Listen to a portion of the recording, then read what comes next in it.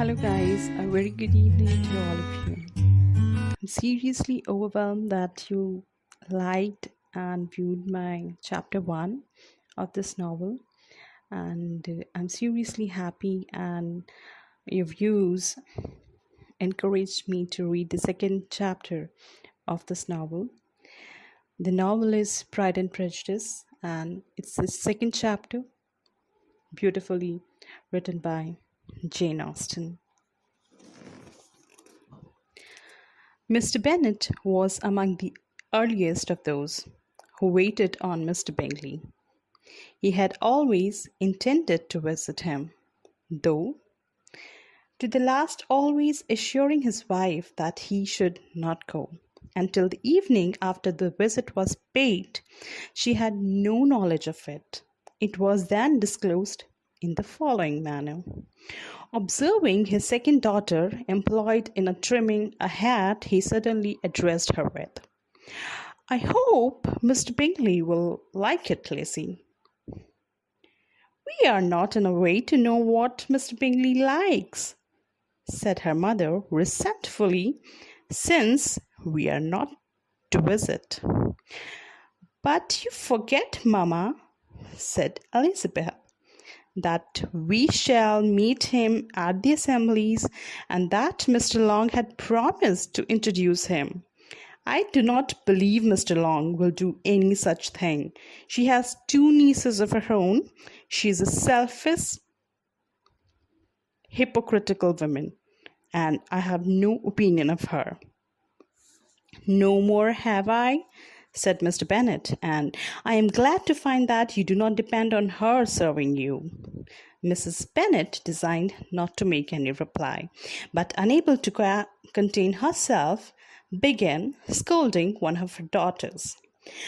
"Don't keep coughing so, Kitty, for heaven's sake. Have a little compassion on my nerves. You tear them to pieces." "Kitty has no discretion in her coughs," said her father. "She times them ill." "I do not cough for my own amusement," replied Kitty fretfully. "What is your next ball to be, Lizzie? Tomorrow fortnight?" "Ay, so it is," cried her mother, "and Mr. Long does not come back till the day before, so it will be impossible for her to introduce him, for she will not know him herself." "Then, my dear, you have the advantage of your friend, and introduce Mr. Bingley to her." "Impossible, Mr. Bennet, impossible.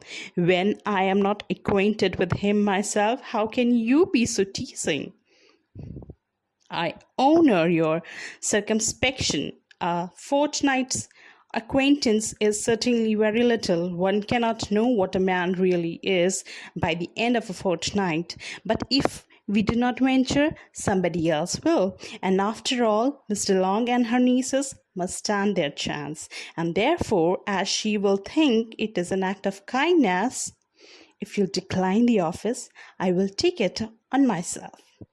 The girls stared at their father. Mr. Bennet said only, "Nonsense, nonsense. What can be the meaning of that emphatic exclamation?" cried he. "Do you consider the forms of introduction and the stress that is laid on them as nonsense? I cannot quite agree with you there. What say you, Mary?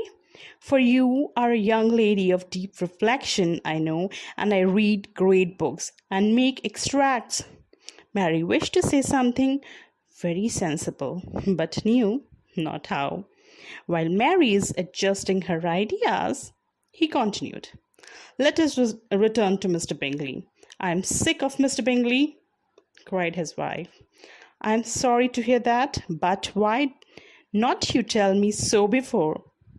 If I had known as much as this morning, I certainly would not have called on him. It is very unlucky. But as I have actually paid the visit, we cannot escape the acquaintance now." The astonishment of the ladies was just what he wished. That of Mr. Bennet perhaps surpassing the rest, though when the first tumult of joy was over, she began to declare that it was what she had expected. all the while.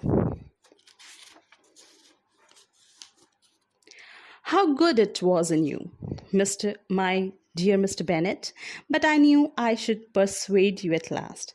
I was sure you loved our girls too well to neglect such an acquaintance. Well, how pleased I am. And it is such a good joke, too, that you should have gone this morning and never said a word about it till now. Now, Kitty, you may cough as much as you choose, said Mr. Bennet, and as he spoke, he left the room, fatigued with the raptures of his wife. What an excellent father you have, girls, said she, when the door was shut. I do not know how you will ever make him amends for his kindness, or me either, for that matter. At our time of life, it is not so pleasant, I can tell you, to be making new acquaintance every day, but for your sakes, we would do anything. Lydia, my love, though you are the youngest, I dare say Mr. Bingley will dance with you at the next ball. Oh, said Lydia stoutly, I'm so afraid, for though I am the youngest, I am the tallest. The rest of the evening was spent in conjecturing how soon he would return Mr. Bennet's visit and determining when they should ask him to dinner. Thank you.